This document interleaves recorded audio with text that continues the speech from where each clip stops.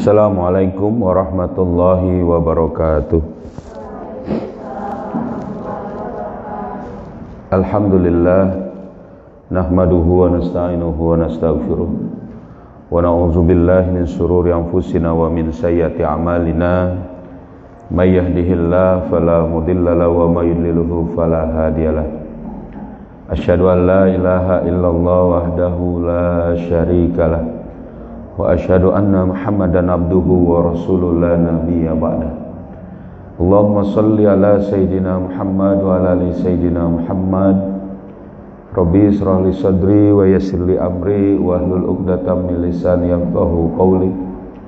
Subhanaka la ilma lana illa ma 'allamtana innaka antal alimul hakim. Amma ba'du. Alhamdulillah, segala puji hanya bagi Allah. Salawat serta salam semoga selalu tercurah kepada junjungan kita Nabi Muhammad sallallahu alaihi wasallam serta keluarganya, sahabatnya dan juga para pengikutnya yang setia dengan ajarannya hingga akhir zaman. Alhamdulillah, anak-anakku sekalian dan para asatidzah yang dirahmati Allah. Kita lanjutkan kembali kajian kita kitab At-Tafkir. Masih kita bahas halaman 42 ya.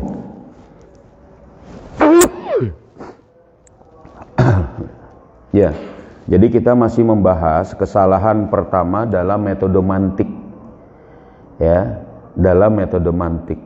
Mereka katakan metode sebagai metode berpikir. Padahal ini ada kesalahan. Yang pertama itu adalah metode mantik ini ya, meniadakan apa yang disebut dengan maklumat sabiqah ya, pada premisnya, pada mukaddimahnya, pada pernyataan awalnya. Lalu mereka juga kadang menjadikan pernyataan awal itu berdasarkan ra'yu sabiq. Ra'yu sabiq ini adalah opini yang berkembang sebelumnya. Padahal ra'yu sabiq itu berbeda dengan maklumat sabiqah. Ya, jadi setelah mereka meniadakan maklumat sabiqah, sebenarnya mereka tuh menggunakan ra'yu sabiq dalam premis yang pertama. Ya, jadi misalnya papan tulis itu terbuat dari kayu. Kayu mudah terbakar, maka papan tulis mudah terbakar. Ini adalah satu model silogisme, model logika berpikir yang mereka bilang itulah mantik. Tapi nanti ini akan menjadi susah. Nah, kita telah bahas tentang bahwa wa'yu sabiq, ra'yu sabiq atau al-hukmus sabiq ya, itu adalah sesuatu yang harus dilihat dari bagaimana konteks hasil berpikirnya. Ya, jadi memang kadang bisa dilepaskan dari pernyataan ya, kadang juga harus dilihat dari hasil logika yang dilihat, yang dipakai. Ya, tapi nanti ini lebih kepada contohnya akan lebih jelas. Nah, berikutnya kita bahas satu poin dalam masalah penghilangan ra'yu sabiq ini adalah apa yang disebut dengan maudhu'iyah. Ya. Jadi objektivitas. Jadi objektif. Apa itu objektif? Dikatakan di sini. Wa amma ma yusamma bil maudhu'iyati. Adapun apa yang disebut dengan maudhu'iyah, objektivitas. Orang tuh kadang kalau ngomong tuh gini, kalau kalian lihat satu itu objektif dong, lihat dong faktanya, gitu misalnya.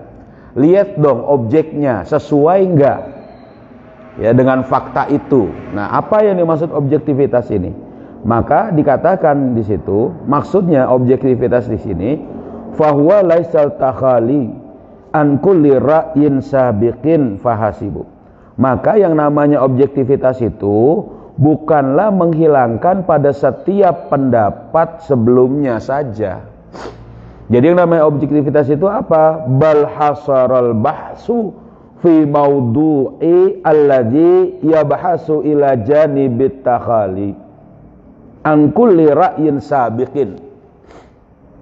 Nah, ya, ikutin ya di situ. Akan tetapi membatasi pembahasan pada objek yang dibahas, ya, dari sisi penghilangan terhadap setiap pendapat sebelumnya.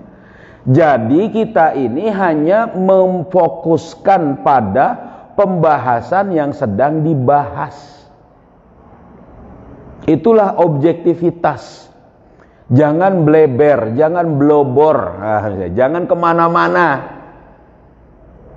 Kalau memang objeknya itu saja, bahas itu. Ya, tapi memang berkaitan dengan pembahasan kita. Makanya dikatakan di sini berikutnya, fahina tabhasu fi takhlili zaid, ya, zaitun. Jadi zaitun. Jadi pada saat Anda misalnya membahas, ya, misalnya apa di sini, rincian, ya, atau misalnya tentang, atau misalnya minyak zaitun, gitu ya. Minyak zaitun. Jadi tentang bagaimana minyak zaitun, la yasihu an yatatarraqa. Jadi tidak boleh untuk dimasuki lihadzal bahsi ayu bahsin akharin. Jangan dimasukkan dalam pembahasan minyak zaitun kita itu pembahasan yang lain. Jangan. Ya, ini gimana? Wala, begitu juga wala ayu syai'in akharin wala ayu ra'yin. Juga jangan bahas yang benda yang lain atau pendapat yang lain. Jadi kalau kita bahas minyak zaitun, bagaimana detailisasi pemurnian, tahlil lah, begitu maksudnya. Pemurnian minyak zaitun, ya sudah, bahas bagaimana supaya minyak zaitun itu murni, ya, detailisasikan caranya, ya, jangan dengan yang lain, ya. Misalnya lagi di sini, wahina tabhasu fi siyasatir sina'ah, pada saat Anda misal membahas pada politik industri dalam satu negara, bagaimana politik industri, misalnya pengarahan dari menteri atau pengarahan dari pimpinan, atau dalam daulah Islam dari khalifah, bahwa industri kita diarahkan untuk misalnya kekuatan militer. Maka pada saat itu bagaimana caranya militer itu kuat, diarahkan ke sana. Industri kita misalnya energi biru, energi yang kemudian terbaharukan, fokuskan dalam hal itu, gitu. Itu kalau kita mau objektif. Bahkan dikatakan la yasihu an yatatarraqa li hadil bahsi ayyu bahsin akharin. Pembahasan lain nggak perlu dimasukkan di situ. Ya, tidak boleh dimasukkan pembahasan, ya, yang lain. Wala ayyu syai'in akharin wala ayyu ra'yin, bahkan pendapat apapun. Maka janganlah dipikirkan fala yufakiru bil aswaq, janganlah dipikirkan pasarnya. Misalnya tadi ini pemurnian minyak zaitun sebenarnya nanti nggak laku. Bagaimana ini pemasaran minyak zaitun yang murni ini? Nggak usah dulu, Pak. Bahas saja dulu bagaimana murninya minyak zaitun agar bisa bagaimana, ya kan, mendapati hasil yang paling maksimal, murni, semurni-murninya misalnya. Fokuskan di situ, ya, tata caranya, ya. Misalnya pada saat misalnya membahas tentang pemurnian air, ya, ini air yang kita pakai misalnya kan, ya sudah, fokuskan bahwa inilah yang harus dimurnikan misalnya.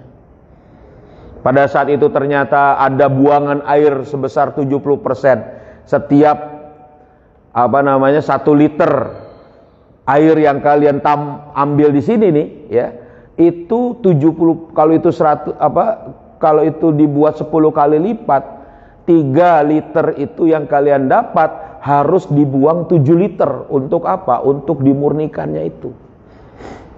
Nah, makanya manfaatkan itu. Itu betul begitu. Fokuskan itu. Karena apa? Fokus pada pemurnian. Caranya bagaimana? Makanya didetailkan. Ada penyaringannya, ada kemudian destilasinya apa namanya, bukan destilasi apa, pematian kuman dan mikroba atau apanya, ya, penyaringan terhadap kotoran-kotoran sampai seberapa detil.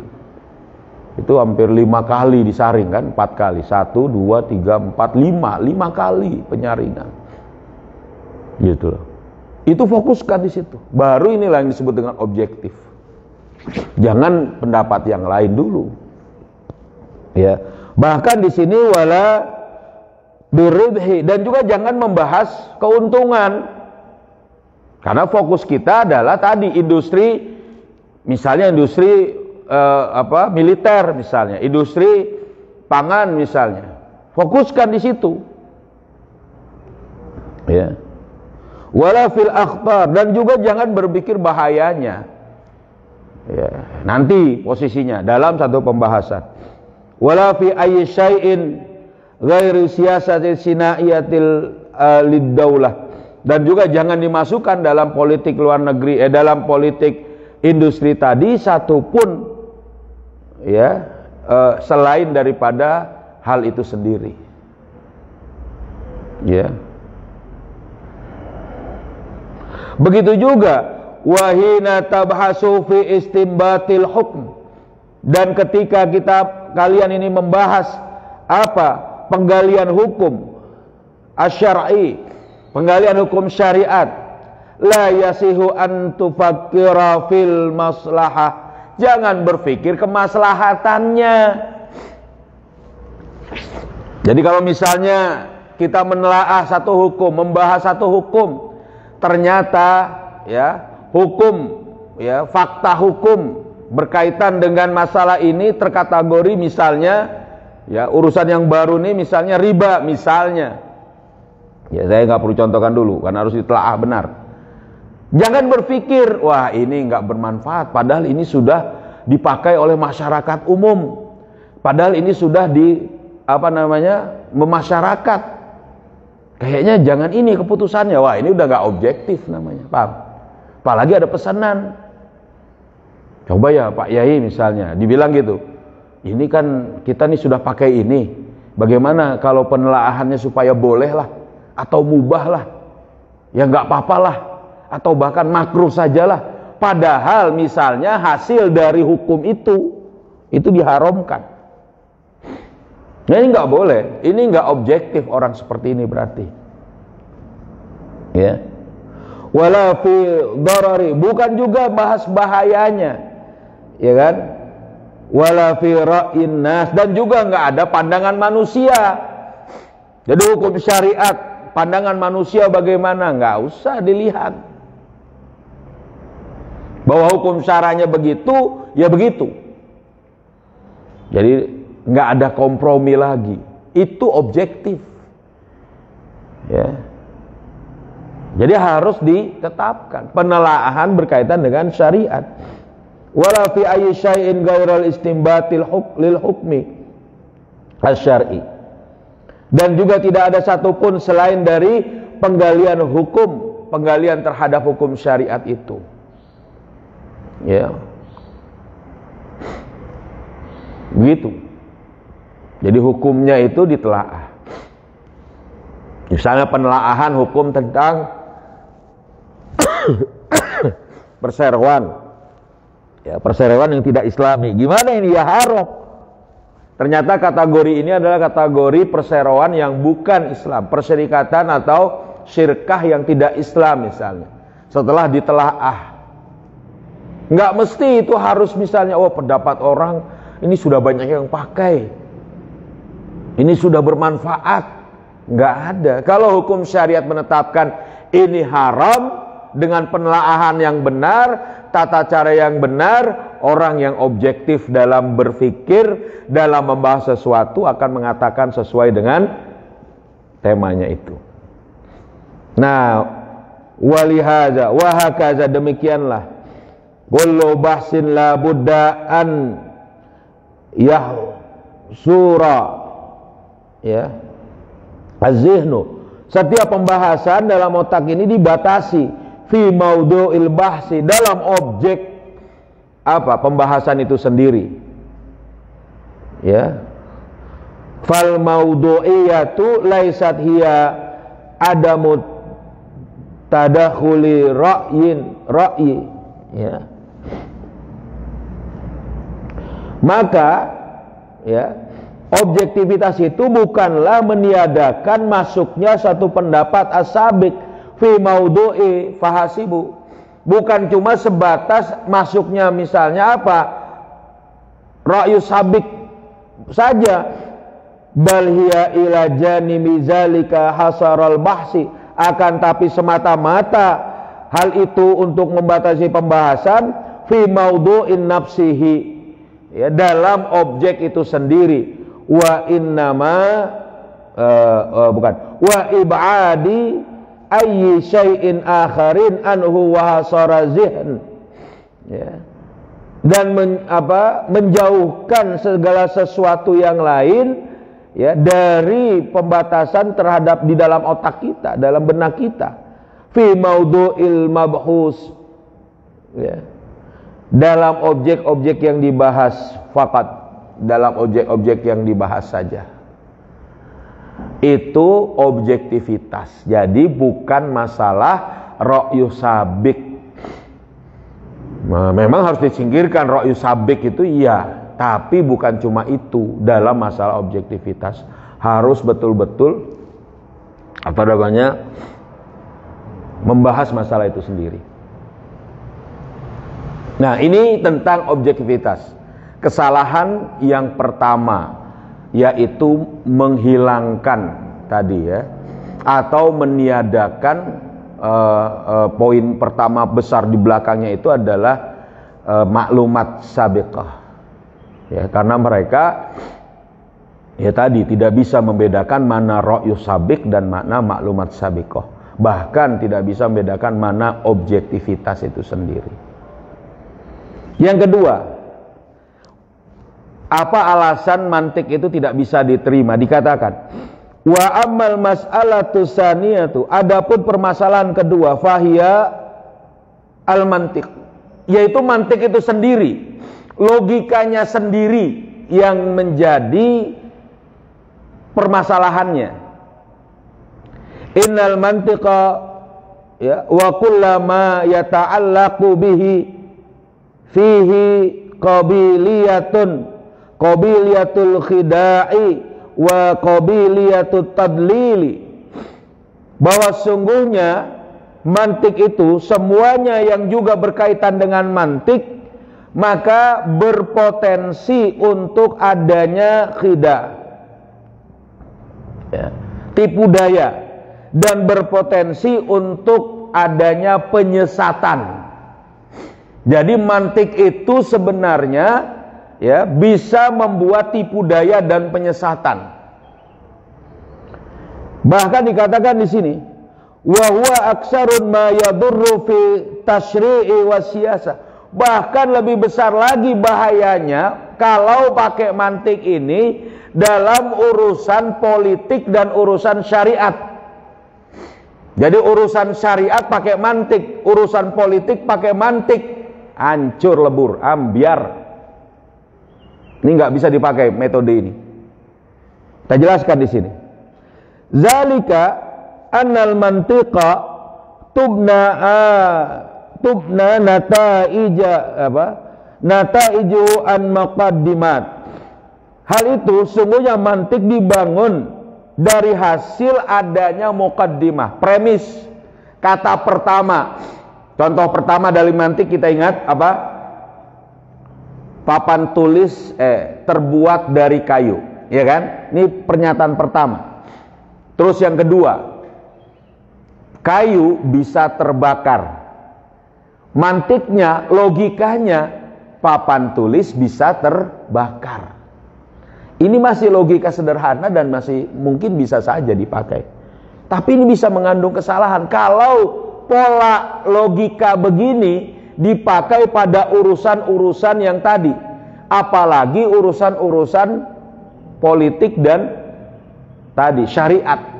Contohnya di sini. Ini logika pertama. Nanti dijelaskan di sini, kalau nggak salah, ya. Iya, betul. Ya. Nah,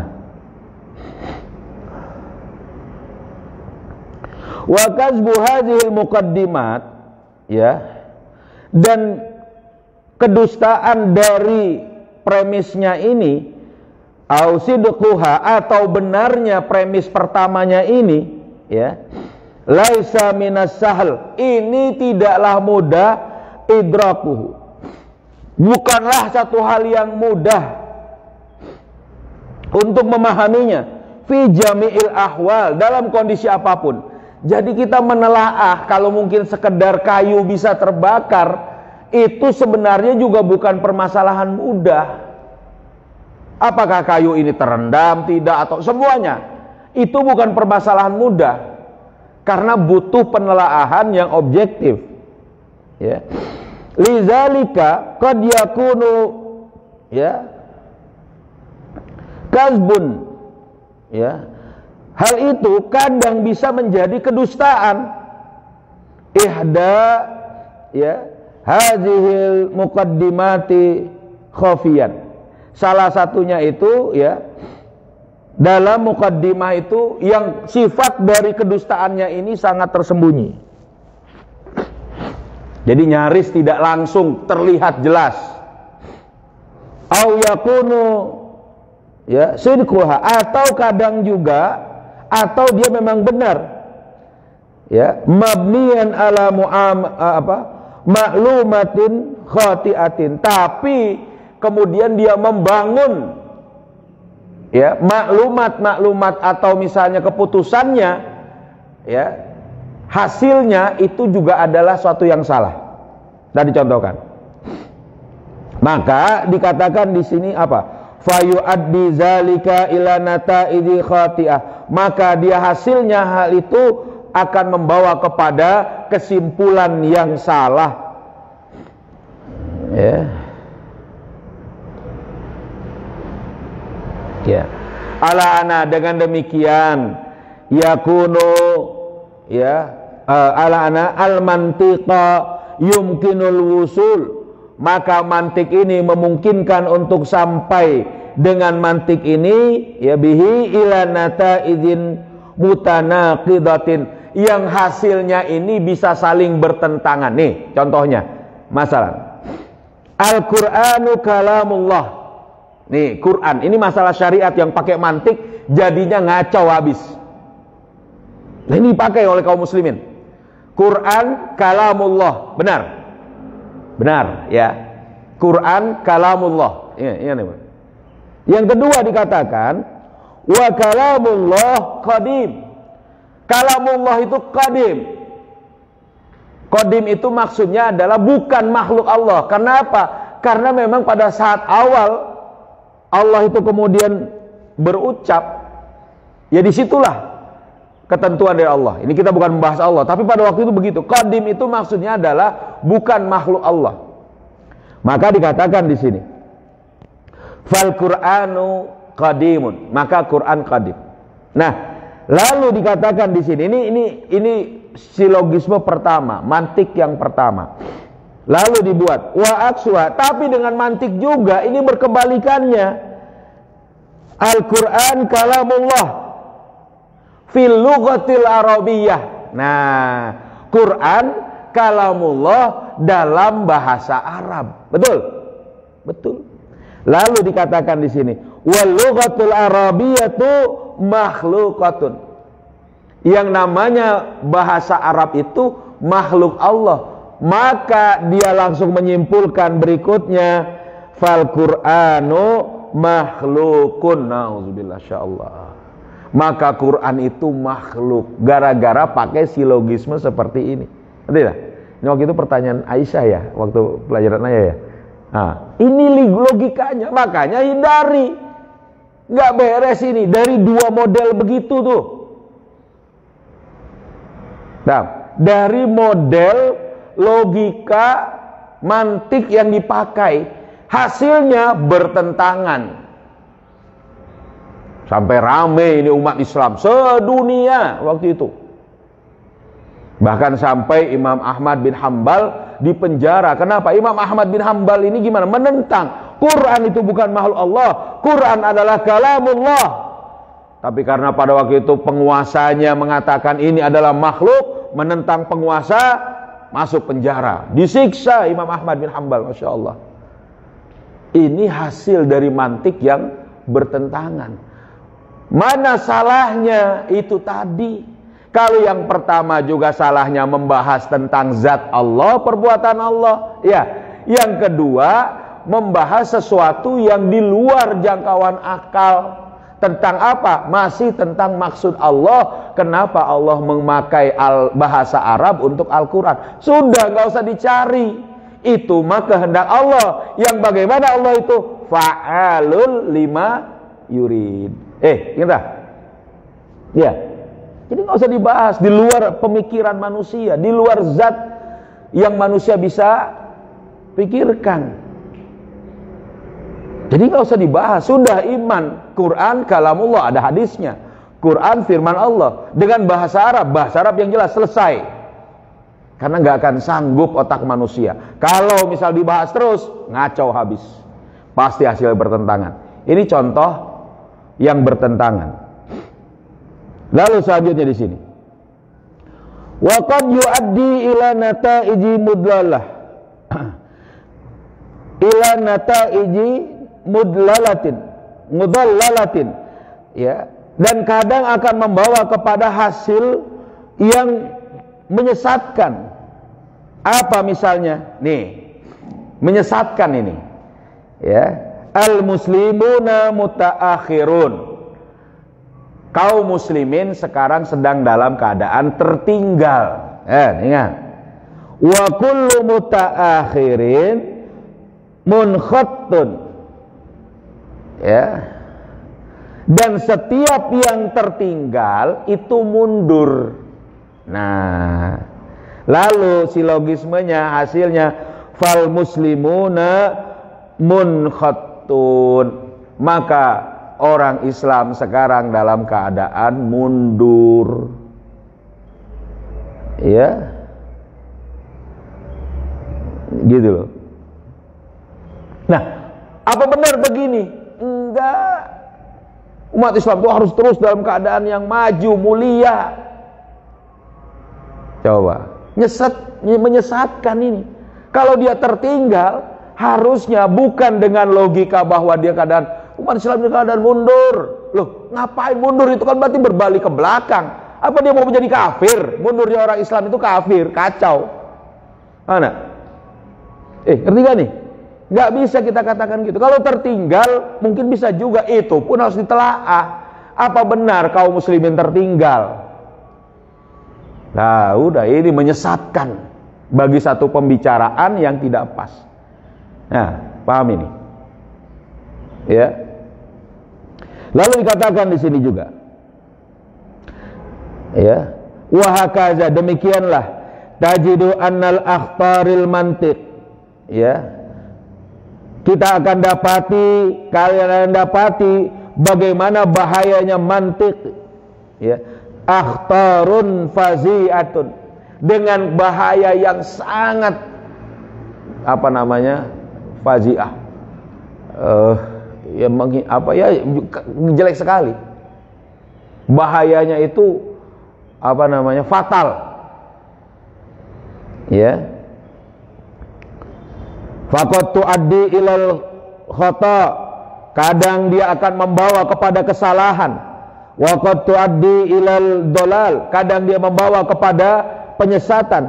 Bahkan dikatakan bal qad tuaddi ilad dammar, bahkan akan membawa kepada kehancuran dengan menggunakan mantik. Nih, dan contohkan. Misalnya di sini katakan wasyu'ubu wal umamu allati tata'allaqat, bangsa ataupun negara yang mengaitkan, yang menggantungkan, ya, bil mantik, dengan metode mantik. Di sini dikatakan halal halal mantiki bainaha wa baina rif'atil hayati. Maka kondisinya dengan mantik ini, ya, akan apa namanya? Menjauhkan di sini. Dia akan membuat jarak, ya, antara negara itu dengan kesejahteraan pada kehidupannya. Contoh gini nih, mantik nih. Amerika memakai demokrasi. Ya. Amerika negara maju.